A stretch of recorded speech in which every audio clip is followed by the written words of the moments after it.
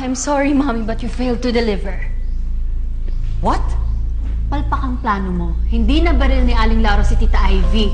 Kausap ko lang kay Rachel. Ay, naku. Napakatanga talaga ng muchachang yan. Pagtinda lang yata ng isda at paggawa ng sardinas, ang alam lang niyang gawin hanggang ngayon. Paano ba naman kasi? Ang hirap-hirap ng pinapagawa mo sa kanya, Mommy. Kahit ako, hindi ko magagawa yun ng tama eh.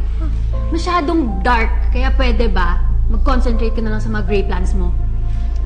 Mag-focus ka na lang sa pag-push sa kanya na huwag pumayag na mapunta ang daddy ni Rachel kay Tita Ivy. As simple as that, Mommy. Please. No. I want fast results, Phoebe. Dapat mamatay na lang si Ivy para mailipat na sa akin ang mana niya. Mababalik na rin sa atin ang kumpanya. Talagang kaya mong ipapatay ang sarili mong kapatid, no, Mommy? Bakit ba? Hindi naman niya ako tinuring na kapatid. Tapos si Papa, never naman niya ako tinuring na anak. Ang tingin nga niya sa akin, parang bobong empleyado na madali lang i-fire. Tingnan natin kung sino sa huli ang mawawala at matitira.